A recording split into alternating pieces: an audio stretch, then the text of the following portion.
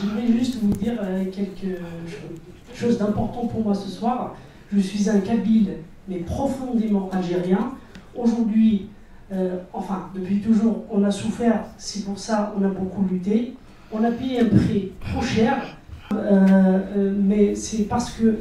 non, pardon. Mais c'est pas grave, donc on l'a fait pour l'Algérie, mais vraiment pour l'Algérie. Alors, sauf qu'aujourd'hui, personnellement, je suis très en colère car on a vu des citoyens empêchés de rejoindre Alger. Alors je lance un appel, venez, on marchera tous ensemble à Tizi Ouzou. Merci beaucoup. J'ai envie de m'adresser à la salle pour leur dire que ceux qui ont mangé avec le loup, qu'ils aient la décence de ne pas venir pleurer avec le berger. Parce que Bouteflika et sa clique n'est pas resté 20 ans sans notre complicité.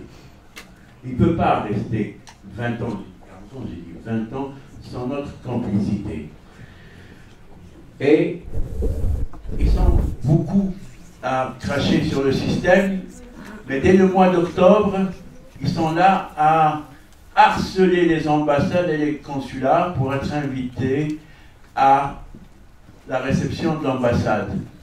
C'est incohérent.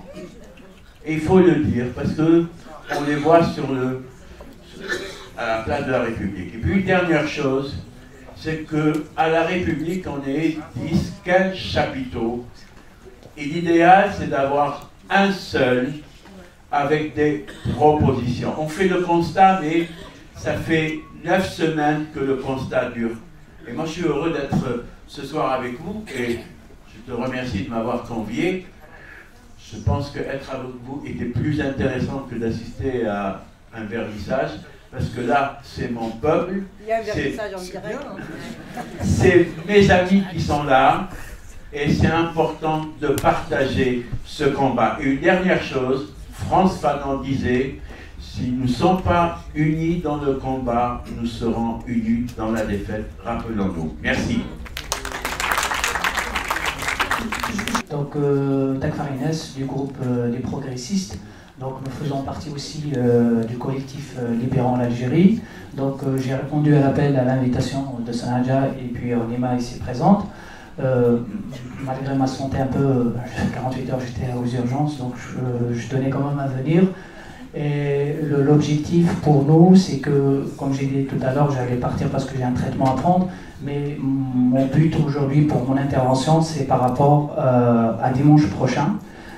Il y a une nécessité de sensibilisation autour de nous pour mobiliser un peu plus de monde, parce que ce mouvement, il y a des impératifs pour sa réussite. Et sa réussite, elle passe par la mobilisation. Si aujourd'hui, demain, dimanche, ou en Algérie, les vendredis, il y a une baisse de présence des manifestants, le pouvoir, effectivement, il aura le temps de mettre en place sa feuille de route à lui. Mais ce qui fait le contre-feu, c'est-à-dire notre force aujourd'hui, elle réside dans notre mobilisation. Donc ça, c'est un impératif. L'unité aussi de notre action, parce que c'est important.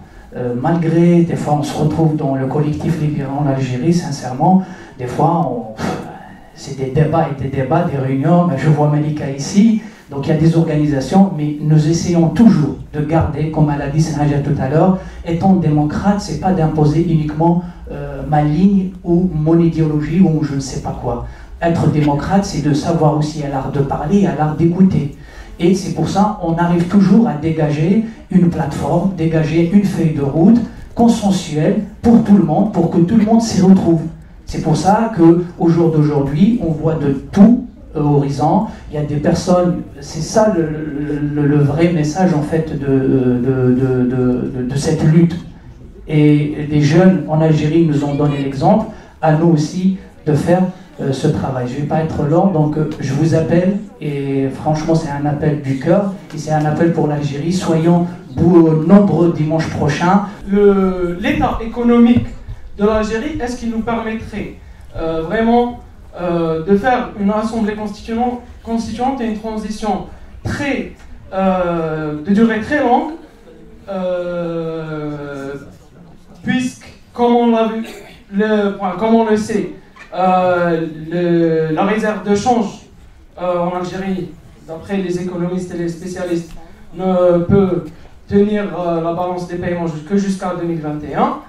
Et donc on a à peine 2 ans pour effectuer notre transition sans ingérence du FMI ou recourir à des prêts, etc., étrangers qui peuvent entraver la transition, comme ça l'a fait en Égypte ou en Tunisie.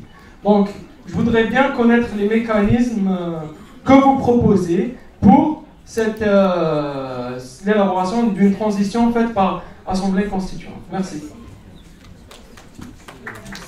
Moi, je souhaite vous poser 2-3 petites questions, en fait. Je suis pour la constituante comme vous. J'avais 19 ans en 1988, j'arrive du village vers Alger. Donc, en fait, j'ai été emprisonné et j'ai perdu un rein. Donc, on m'a tapé, j'ai perdu un rein. Donc, en fait, moi, s'il y a une question, en fait, je rejoins la demoiselle Duda. S'il y a une question qui doit se poser en ce moment, c'est la question du deuil et la question de la justice. Je m'explique. Moi, je ne peux pas réfléchir à la question de société, quelle sera, combien on va payer nos retraités, la question des hôpitaux, ainsi de suite. Moi, je veux, à un moment, dans cette constituante, que je vais affronter celui qui m'a brisé le dos, d'accord, à Alger, j'avais 19 ans, je veux la justice, dans un premier temps. Ça veut dire, nous avons 1541 communes en Algérie. On va... Moi, à mon avis, on va élire 6 personnes, 3 femmes, 3 hommes pour chaque commune. On arrive à la wilaya, on va élire 6, qui vont 6 fois 48, vous faites vos calculs. C'est très simple, juste pour gérer et préparer la constituante et les débats. Ça, c'est le premier point. Deuxième point, quel sera le sort du Baltagui Al-Khawa, hein? Cette figure du Baltagui en Algérie, donc en 2007, ils les ont lâchés, les repris de justice, ils ont tapé sur nos femmes, sur nos villageois, ainsi de suite. Quel sera le statut des corrompus? Moi, dans mon village, il y a 2 personnes, d'accord? Je suis doué d'Amizoua. Dans mon village, il y a 2 personnes, c'est des chefs. Ils font comme ils veulent, au fait. Moi, je veux la justice, au fait. Donc, en fait, s'il y a une constituante, dans un premier temps, mettre au cœur cette justice. Moi, je veux les affronter. Et puis j'ai une question de ma fille, j'ai une fille de 14 ans, elle m'a dit, mais papa, puisqu'il y a le Hirak maintenant, peut-être tu vas y aller en justice pour attaquer celui qui t'a brisé ton rein gauche. Eh ben, voilà une question intéressante au fait. Voilà, et je m'arrête là et je vous salue. Oui, il y a un gars qui s'y connaissait un peu en révolution, qui disait, la révolution arrive par rapport à la question qu'on a eue tout à l'heure, est-ce que c'est un mouvement, est-ce que c'est une révolution? Elle arrive quand ceux d'en bas ne veulent plus et quand ceux d'en haut ne peuvent plus. Bon, le gars en question, c'est Lénine. Donc on peut, sur la question des révolutions, il en connaissait un bout. Voilà. Maintenant, en Algérie, c'est vrai que la question qui se pose, il y a toutes les questions des revendications spécifiques, elles sont importantes. La question de l'égalité, l'abolition du code de la famille, les droits pour les minorités, aucun privilège pour aucune langue, bien sûr. Et la question qui vient d'être soulevée, la question de la vérité et de la justice. C'est un pays où il y a eu beaucoup de violence. Et donc, quelle que soit la transition, il faut régler ces questions-là, parce qu'ils ne vont pas passer dans les pertes et profits. Les victimes d'octobre 88, les victimes de la guerre civile, que ce soit les victimes des assassins, des égorgeurs islamistes ou les victimes des militaires. Voilà, les disparus, les victimes de 2001 en Kabylie, du printemps noir. Donc, tant qu'il n'y a pas de vérité et de justice, il n'y aura pas de démocratie. La démocratie n'est pas soluble dans l'oubli. Il faut se le dire, il faut le leur dire. Et aujourd'hui, je pense que la question de la transition, ce n'est pas juste une question, oui, la constituante est importante, ou de dire comité, ça c'est un débat dans lequel ils veulent nous enfermer.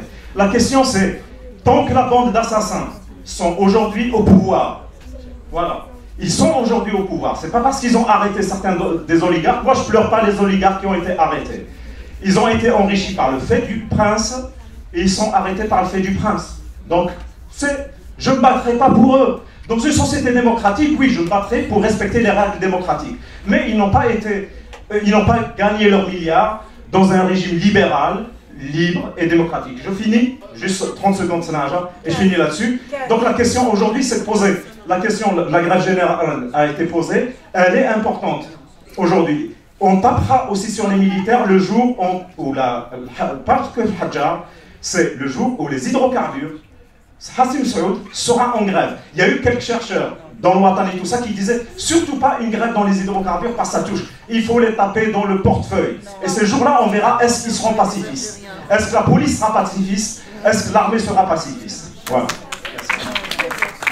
Oui, je voudrais quelques petites remarques. C'est très bien de faire un beau, on vit, c'est normal, c'est normal. C'est la frustration de temps de silence avant ce 22 février. Mais en même temps, il faut être un peu, prendre un peu de recul. Tout le monde est dans la rue. Mais en même temps, c'est très flou pour moi. C'est très très flou. Comme le mot pouvoir, c'est très flou pour moi. Ce sont des mots qui ont été déjà utilisés en 1988, quand d'autres ont milité à l'époque, ils sont à rappel, il y en a ici, et il y en a même qui ont dû fuir pour des tas de raisons. Il y a eu les islamistes, c'est pas les religieux pour la demoiselle, c'est plutôt des intégristes. Il faudrait préciser un petit peu que les militants qui étaient de plusieurs partis, qui ont été dissimés, inféodés, infiltrés, cassés, ces militants sont épuisés. C'est une nouvelle génération naissante. Le mot révolution, à mon avis, il est un peu précipité. Il faudrait un peu se rappeler les révolutions de d'autres pays, parce que révolution, c'est un mot, c'est plus un fantasme. Il y a des marches populaires, il y a des luttes sociales, il y a une prise de conscience, mais il faudrait prendre beaucoup de recul. Alors la vraie question, c'est quelle est l'issue de tout ça? Est-ce que c'est parler de tous les éléments? Est-ce que c'est aborder tous les aspects, tout ce qu'on a envie? Ou est-ce que peut-être, comme il l'a dit à l'aile, c'est penser à aborder une plateforme, à quelque chose pour accompagner ces marches populaires? C'est notamment la question des droits de l'homme, qui est déjà un élément essentiel. Mais dire le pouvoir, il est tellement singulier parce qu'il y a, comme certains parlent de lutte de clan, c'est plutôt des luttes de classe. Et quand on parle d'oligarchie, c'est une question de libéralisme, de choix de libéralisme, et comment le contrer? Ce qui m'inquiète, c'est quand on dit révolution. Pour moi, la révolution est un très très très long trajet à partir du moment où on commence à marcher dans les rues et au moment où les mouvements populaires commencent à s'organiser. Je voudrais pour mémoire rappeler la marche des œillets au Portugal, la marche Safran en Birmanie, et tant d'autres, les parapluies à Hong Kong, l'ANC en Afrique du Sud. Ils ont commencé à se faire d'abord canarder dans les rues, mais ils ne parlaient pas encore de révolution. Nous sommes dans une insurrection populaire. Tant que M. Bedoui n'a pas démissionné, tant que M. Ben Salah, qui dans un silence abyssal et dans une absence absolument réconfortante pour nous tous, tant que c'est le major de M. Gaïd Salah qui donne des instructions à la justice pour arrêter. Je ne vais pas défendre les personnes qui ont été arrêtées, mais avant d'arrêter les gens, il faut un procès dans une démocratie. S'ils ont volé, ils seront punis. Mais arrêter tout le monde, donc n'importe qui demain peut arrêter même des marcheurs dans la rue parce qu'ils les dérangent par leur slogan. Donc ça fait peur, ces arrestations. Elles sont peut-être nécessaires, mais elles ne doivent pas se faire dans ces conditions. Merci. Bonjour à tous. Adel de ZEL 2.0, un collectif qui est né pour soutenir le mouvement et maintenant la révolution du 22. Je tiens à remercier vivement Reza pour l'organisation de cette belle soirée et d'avoir donné autant de temps et d'importance pour l'art ce soir. Donc la révolution, pour moi, c'est d'abord une sorte de volonté du peuple. On peut analyser et se dire est-ce que c'est une révolution ou pas. On peut aussi décider de la faire. Donc pour moi, je milite pour une révolution. Voilà, et je pense que je ne suis pas le seul dans ce cas. C'est-à-dire que voilà, d'un côté, d'un autre côté, pour moi c'est une révolution aussi parce que il y a une révolution mentale qui s'annonce aujourd'hui en fait. Nous sommes ici, il y a quelques semaines avant, personne ne pouvait dire les Algériens vont sortir en masse et avec cette qualité. Côté c'est meilleur. Nos projections, nos imaginaires sont complètement chamboulés. Il y a une révolution mentale aujourd'hui. Je crois que la révolution elle a commencé par là. Donc, voilà. Après, la question de s'organiser, pour moi et de militer est essentielle. On sort, c'est bien, il faut le faire, mais c'est pas suffisant. Donc je vous invite tous à vous organiser, à faire partie du mouvement. Question. Alors, Madame Halimi, pour vous, nous avons eu, monsieur, votre définition que vous voyez. J'aimerais bien avoir la vôtre aussi. Donc, pour vous, qu'est-ce que ça veut dire? Après, juste. Ouais, je finis. Termine. C'est mes questions. Donc, aujourd'hui, il y a une sorte de consensus. En Algérie, on commence à parler d'une feuille de route qui serait une présidence collégiale, ensuite constituante et ensuite présidentielle. Qu'est-ce que vous en pensez en tant que politologue? Et pour la première étape, comment instituer la présidence collégiale? Comment faire, d'un point de vue pratique, pour leur donner le pouvoir? Merci. Oui, bonsoir, c'est Nassala Marah. On parle de constituante souveraine, j'y adhère, je suis parmi ceux qui aimeraient bien qu'il y ait une constituante, sauf que la constituante c'est quand même un débat et non pas des meetings où on vient déverser tout ce qu'on a sur le cœur. Et moi ce qui me pose problème c'est les termes que j'entends, que ce soit en Algérie ou ici, quand on parle par exemple, on parle du mouvement, on parle d'impasse, et on parle de crise du mouvement. Non, c'est le pouvoir algérien qui est dans l'impasse et c'est la crise du pouvoir. Le peuple algérien n'est ni dans une impasse ni dans une crise. Au contraire, le peuple algérien est dans une autoroute qu'il a ouverte. C'est pas l'autoroute de roule, non, mais c'est la voie. Le peuple algérien est dans la voie. Maintenant, concernant l'organisation, je crois que personne parmi nous n'est capable de parler d'organisation. Nous savons théoriquement, si nous avons étudié l'histoire, comment on a fait des constituantes. Sauf qu'à Alger, j'ai été agréablement surprise le 8 mars quand j'ai vu que les jeunes s'étaient déjà organisés en comité de quartier et le 8 mars, ils avaient eux organisé le service d'ordre. Ils ont arrêté la police qui allait tabasser, ils ont dit c'est nous qui prenons en charge les bataillades après 17h. Et j'étais présente et j'ai vu ça. Et ça me donne de l'espoir que ces jeunes sont organisés et je peux leur faire confiance. Tous les jours pratiquement, ils s'organisent, ils discutent, ils ont créé des forums, même dans les petites villes. Ils s'organisent, ils discutent. Il y a eu des plateformes et dans ces plateformes, ils ont posé tous les problèmes sociaux, même les droits des femmes.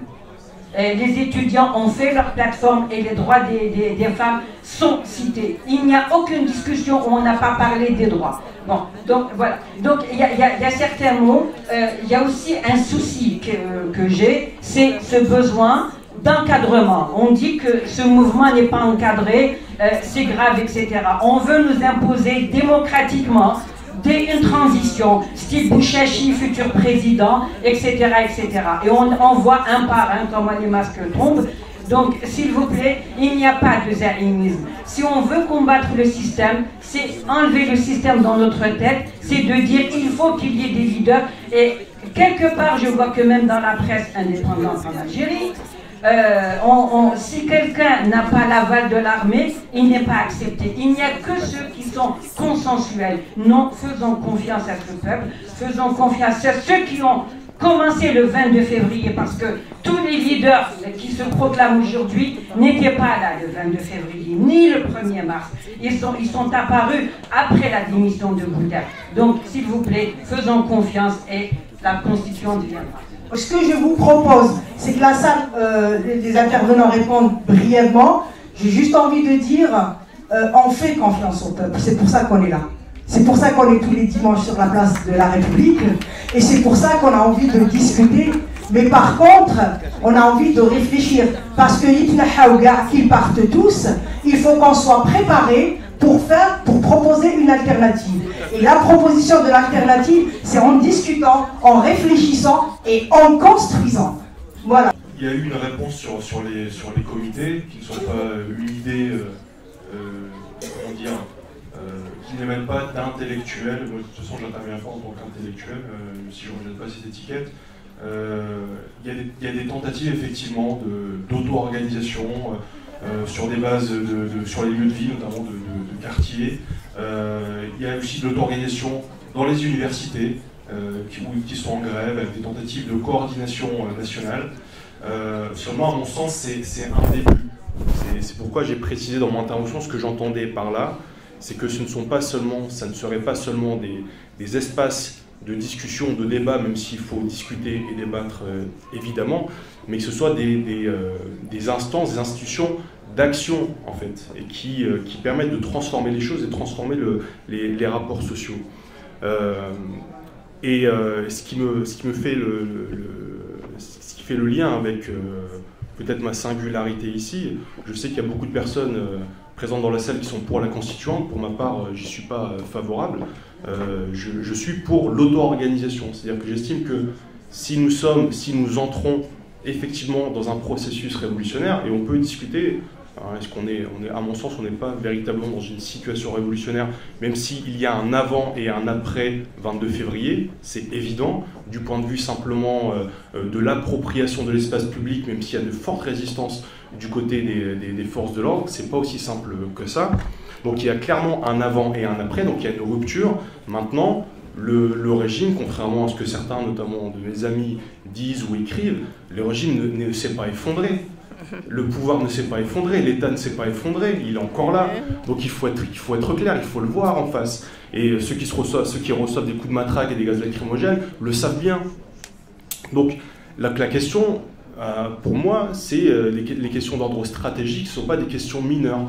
Ce sont peut-être des questions qui fâchent, qui vont peut-être nous diviser ici ou ailleurs, mais elles vont être posées. Et là encore, il faut assumer ces options. Je suis sans doute comme celui qui a intervenu tout à l'heure, je défends mes convictions révolutionnaires, elles ne datent pas du 22 février, donc je suis pour un changement radical de la société. Et en conséquence, j'estime que les moyens à employer pour aller vers ce changement radical sont aussi en rupture avec la démocratie représentative. Et l'Assemblée constituante, c'est aussi déléguer son pouvoir, déléguer sa voix et sa capacité d'action. Et en ce sens, je suis critique de cela. Alors, non, mais je suis contre la démocratie représentative, donc je suis contre l'Assemblée constituante. On va pas me retirer cette option. L'instrumentalisation de la religion qui a été posée, soulevée tout à l'heure, oui, ça peut être une crainte, mais c'est un combat. La société, on la connaît, on sait quel est le rapport des forces en matière de la question entre les rapports hommes-femmes, la question religieuse, la question sociale, la question démocratique. On le sait tout ça, il faut l'analyser. C'est pour ça que cette discussion elle est importante. Ça nous permet aussi peut-être de clarifier l'état des choses. Mais l'objectif, c'est de transformer l'état des choses. Donc il y a un combat à mener, il y a un combat d'explication. Et il ne faut pas, là encore, avoir peur de débattre et d'affirmer ses opinions. Par exemple, je me souviens quand j'étais de passage à Alger, les personnes qui nous disaient c'est pas le moment, je fais écho aussi à une interpellation, ils nous disaient en général, oui, il faut que le peuple soit uni, on chasse le pouvoir et après on voit. Donc on chasse le pouvoir et après on va régler la question homme-femme. On chasse le pouvoir et après on va parler de la laïcité. Parce qu'on sait très bien que la question homme-femme et la question de la laïcité, ça divise. Ah bon, mais dans ce cas-là, en fait, ça veut dire qu'on ne parlera jamais de ces questions. C'est ça que ça veut dire. Et je pense qu'aujourd'hui, il y a une libération de la parole, il y a une capacité à entendre et à débattre, et à accepter des points de vue différents. Et je pense qu'il ne faut pas lâcher là-dessus. Concernant, voilà, bon, sur le fait, est-ce qu'on qualifie ou pas révolution, je pense que ce n'est pas forcément le plus important. Sur la feuille de route, voilà, là-dessus, moi je me situe en rupture avec toute feuille de route qui viendrait d'état-major, comme je l'ai dit, civil ou militaire. Ça sera aux individus qui sont dans la lutte effective, qui sont en grève, qui occupent des lieux, qui occupent l'espace public. Ça sera à eux de faire leur propre feuille de route. Et je pense que pour le moment, les mots d'ordre comme Assemblée constituante restent des mots d'ordre politiciens qui viennent de personnes qui sont liées à des partis, qui sont peut-être plus politisés, c'est pas un reproche. J'ai pu moi-même défendre le mot d'ordre de constituante à une époque de ma vie, mais c'est pas quelque chose qui vient de la population, c'est pas quelque chose qui vient des manifestations et des personnes qui se battent, et ils ont raison d'ailleurs de se battre pour un logement, de se battre pour un salaire digne, de se battre contre la précarité, de se battre pour un cadre de vie agréable. Tout ça, on ne peut pas faire de hiérarchie. Il va falloir mener de front toutes ces questions et trouver un cadre. Et à mon sens, je le répète, c'est dans des comités, dans des lieux de résidence, dans des lieux de formation, dans des lieux de travail que les personnes pourront, en toute souveraineté, débattre de ça. Et pour ma part, voilà, je n'ai pas de feuille de route à imposer à quiconque. Ça viendra du mouvement lui-même. Et je vous remercie. Très bien.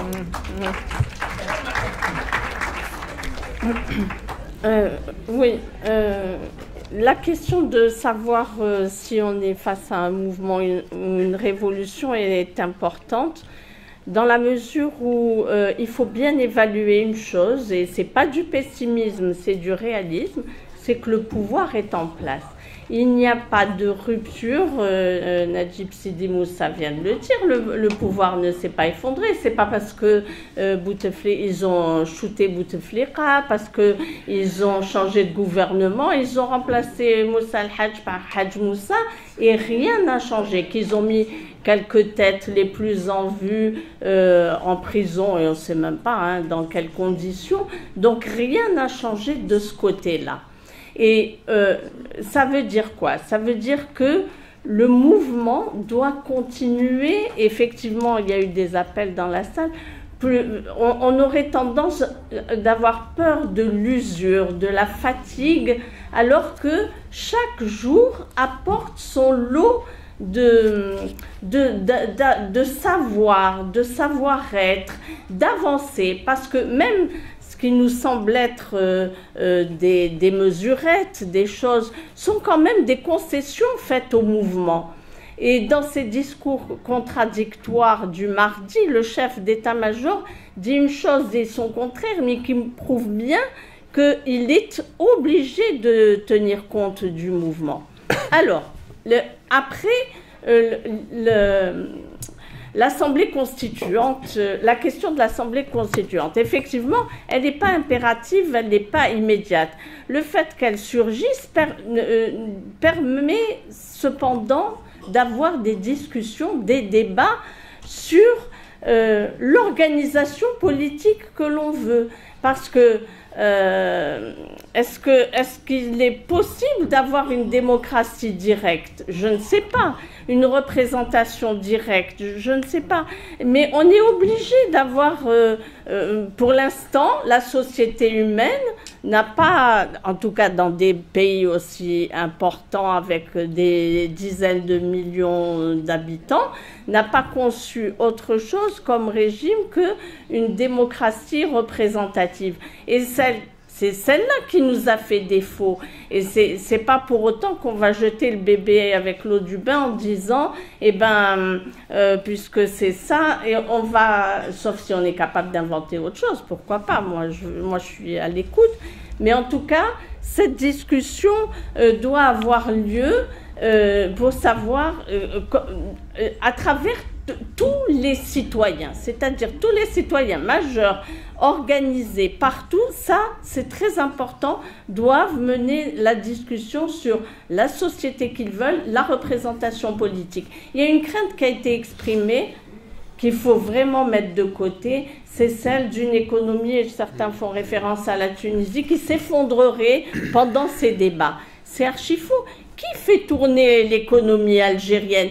Qui a détruit l'économie algérienne? Si on se débarrasse des parasites, des prédateurs, des corrompus, mais on avait une économie qui aurait pu être florissante s'il n'y avait pas eu tous ces virus qui l'ont détruite. Donc, imaginez une économie assainie, une économie qui permette la réalisation des besoins sociaux des Algériens immédiats, ceux de la santé, ceux de l'éducation, donner des emplois, préserver l'environnement. Ceux qui vont dans les grandes villes d'Alger savent dans quel état est l'environnement, donc la question écologique. Et dernier point qui a été soulevé, qui est très important, y compris pour régler le compte au régime, c'est celui de vérité et justice. Il y a une arme qui terrifie les dirigeants algériens, c'est celle des procès. Des procès que tout un chacun peut instruire, aussi bien pour de la répression, j'aurais envie de dire policière, mais aussi tous les morts, les disparus de la décennie noire et même avant, bien sûr, les assassinats politiques, etc. Donc, la question de vérité et justice est extrêmement importante et doit faire partie des préoccupations et des discussions que les Algériens doivent mener. Et ce n'est pas des procès arbitraires et des arrestations de saupoudrement et de replâtrage qui peuvent faire illusion. C'est véritablement savoir remettre la justice au centre de nos préoccupations. Merci. Oui, juste un point, moi je répondrai à la question qui a été posée concernant les rassemblements du dimanche. De voir, parce qu'effectivement, enfin, c'est comme ça, nous sommes dans une période quantitative, c'est-à-dire tenir régulièrement la place, venir mobiliser et tout, nous sommes à ce stade-là. Il y a aussi l'autre stade où des groupes secteurs, des groupes de base, etc., qui ont parfois des contradictions. C'est la nature du mouvement, c'est comme ça. Tout le talent justement politique des uns et des autres, c'est que ces contradictions-là fassent des dynamiques positives. La question qu'a posée le camarade sur la mobilisation, je pense qu'il faut réfléchir pour l'ouverture. Je pense en travaillant dans ces coordinations, on a agi au plus pressé. Là, il faut avoir l'hypothèse que ça va être long. Donc il va falloir mobiliser peut-être d'une autre façon, sans oublier le qualitatif. Il y a deux pistes qui sont vraiment des trésors.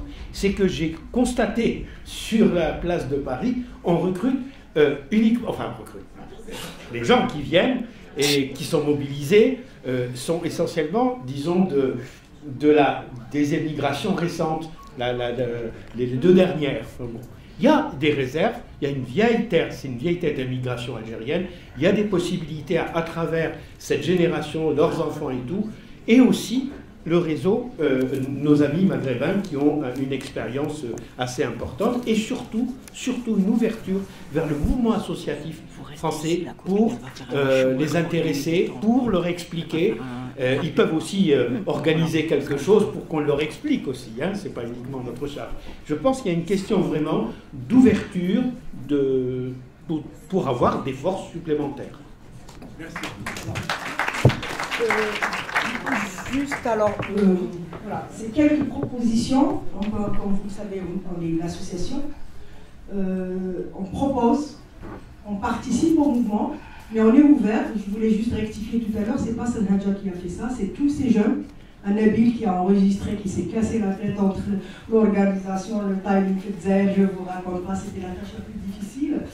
Et c'est tous ces jeunes, c'est de l'ACDA. On est content parce que c'est une association, c'est notre doyen Toufir, mais c'est une association qui vraiment, il y a beaucoup de jeunes, il y a beaucoup de femmes, comme vous l'avez remarqué. C'est un choix, c'est cette ligne, c'est cette Algérie qu'on voudrait, mixte, jeune, mais il n'y a pas que l'eugénisme, il y a aussi des vieux, et comme nous, comme moi d'ailleurs, qui apporteront. On est vraiment investi dans Libéral Algérie, c'est un collectif qui réunit beaucoup de collectifs, d'associations, etc. C'est un choix aussi, parce que nous pensons que seul on ne peut rien faire, qu'il faut être nombreux, divergents. Et je termine avant de donner la parole à Narima, que je voudrais que vous applaudissiez, qui va prendre le courage de faire un cappella ici.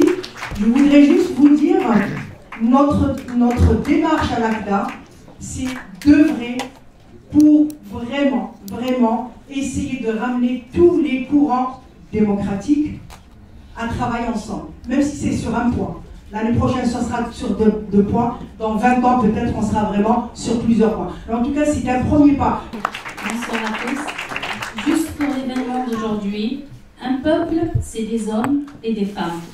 J'ai choisi un échoueur qui parle des femmes abandonnées.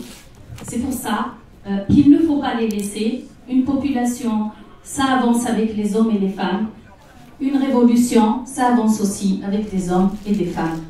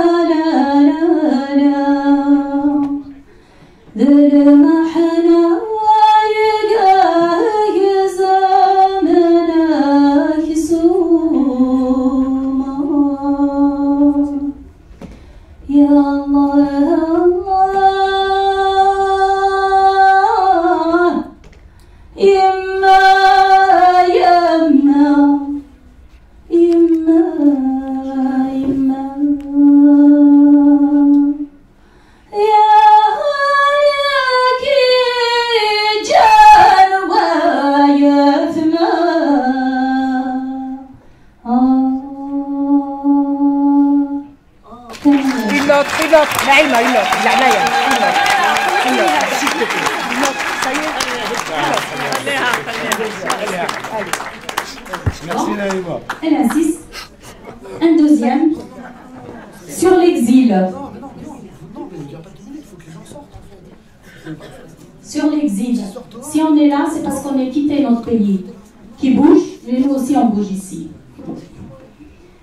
روح غذب وبريدة راترو روح غذب وبريدة راترو أنا حباب رذا ونحكو يا لحباب رذا ونحكو يا بضيد الأخضر أنا الصاحي ثمرثا بابا غهر الفوق غاي ثمرثا بابا غهر الفوق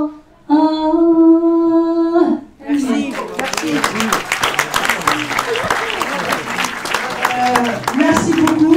Je vous demande de partir très vite parce que les ouvriers doivent partir vraiment à 10h, à 22h. Désolé pour ceux qui voulaient prendre la parole. Et les débats sont ouverts à l'ACDA. Inscrivez-vous, vous aurez nos dates. On remercie Mojo et les enfants qui ont fait cette... voilà, qui va contribuer à la grande exposition qui marquera l'histoire de la révolte ou la révolution ou le processus révolutionnaire des Algériens. Voilà. Je vous demande vraiment d'applaudir Mojo parce que ça a été... voilà. Merci.